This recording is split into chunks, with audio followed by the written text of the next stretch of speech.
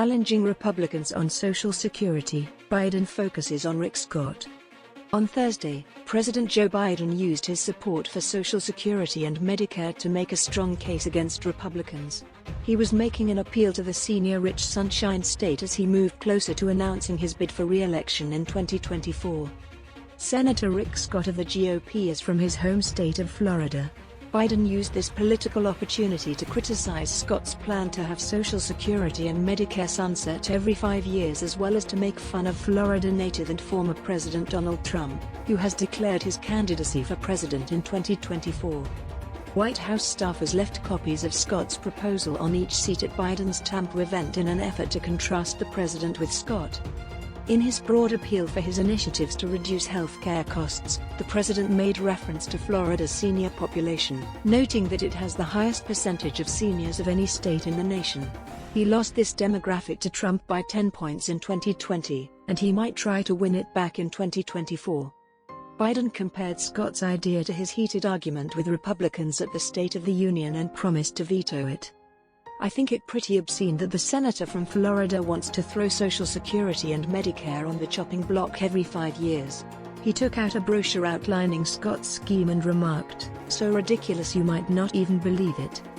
In case there's any uncertainty, just yesterday, he confirmed that he still likes his proposition. The speaker said, "I can assure you that that won't happen. I'll block it. I'll fight to protect Medicare and Social Security." The speech was Biden's most recent chance to draw attention to the idea and emphasize that the GOP wants to dismantle entitlement benefits.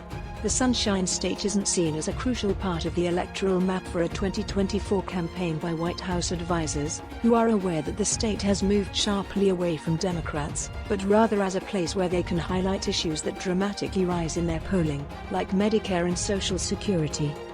However, no state uses those programs more widely or urgently than others do in terms of population.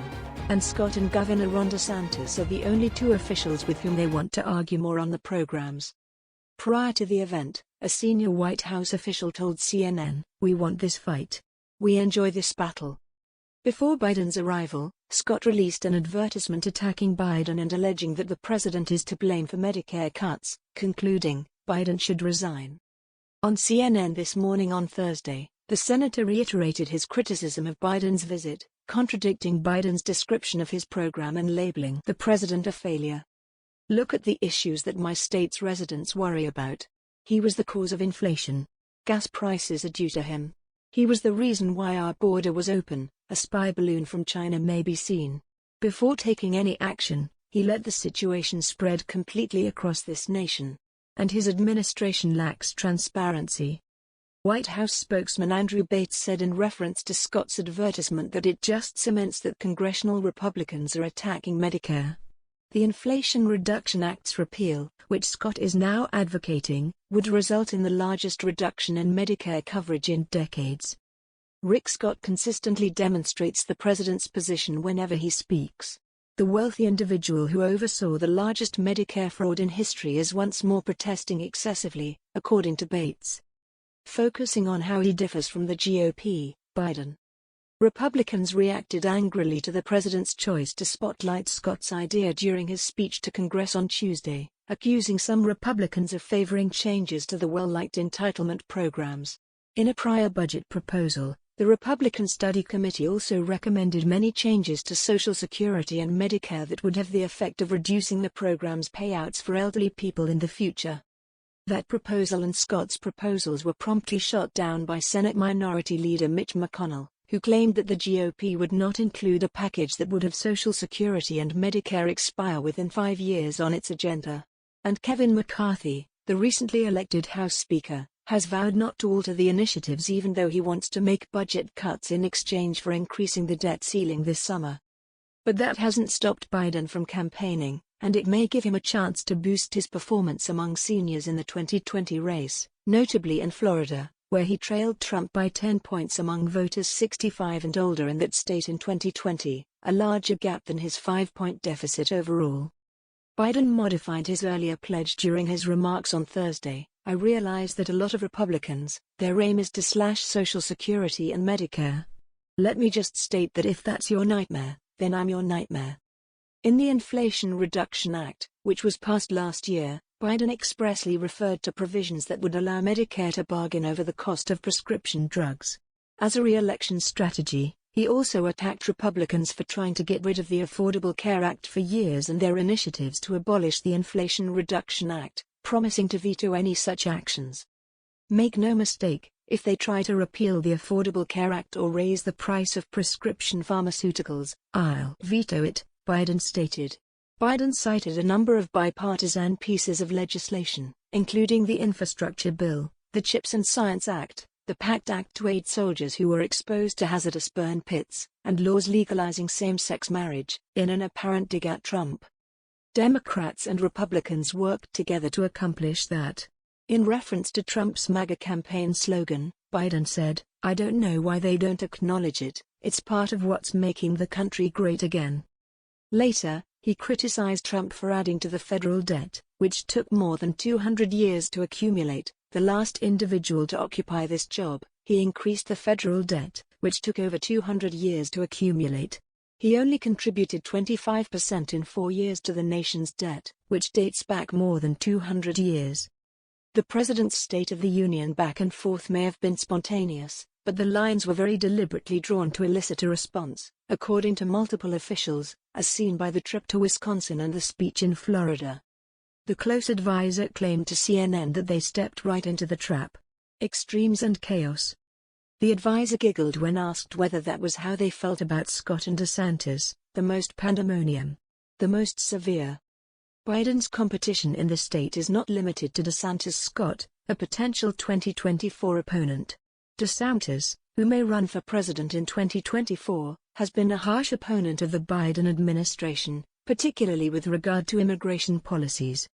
In September of last year, when DeSantis organized 2 planes taking migrants from San Antonio, Texas, to Martha's Vineyard, Massachusetts, the two men's relationship may have reached its lowest point. In response, DeSantis claimed that Biden was playing politics with human lives and that the act had succeeded in drawing the White House's attention to the border situation. As Biden lands in Tampa, Florida, state legislators are debating whether to expand the migrant transport program, giving DeSantis more authority to relocate recent asylum claimants from border states to Democratic-leaning regions. The action, which is anticipated to pass this week in a special session, is intended to remove regulatory restrictions that have prevented the program from moving forward in the months since the first planes took off, potentially igniting another immigration-related dispute between DeSantis and Biden. Conservatives who want to see the Republican Party nominate Florida's governor to run against the current Democratic president in 2024 have been energized by DeSantis' historic victory in his November re-election, a 19-point thrashing of Democrat Charlie Crist, for whom Biden campaigned in the closing days of the race. His victory also completely upset Democrats in Florida, who now fear that the National Party may decide to remove Florida from the electoral map in 2 years and instead direct resources toward defending Biden's victories in other crucial Midwest and Southwest battlegrounds. According to former Tampa Mayor Bob Buckhorn, a Democrat, "I am hopeful that by coming to Tampa he is sending a message to the country that Democrats are not writing off Florida and that the performance of his administration over the previous 2 years can secure the benefits in Florida." However, there are some structural problems that need to be resolved. Among such structural problems is a significant change in voter registration trends. Democrats saw a historic influx of new voters when Biden was on the ballot for the first time in Florida as Barack Obama's running mate, and the party outweighed registered Republicans by over 700,000.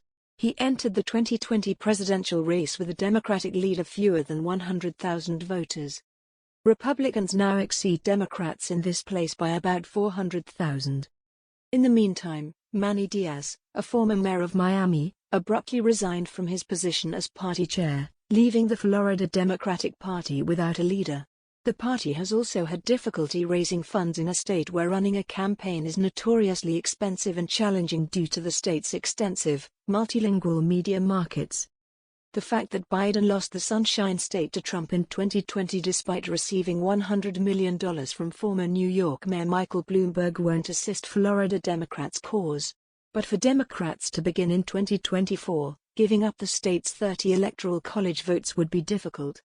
In a presidential campaign, It may be a game changer, according to Buckhorn. Yes, it is pricey. Yes, it is complicated, and there is still ground to cover. However, it is land that we formerly owned. That's today's latest news. Don't forget to subscribe, like, and comment so that this channel can continue to exist. Thank you for listening to the end, and I hope it's useful.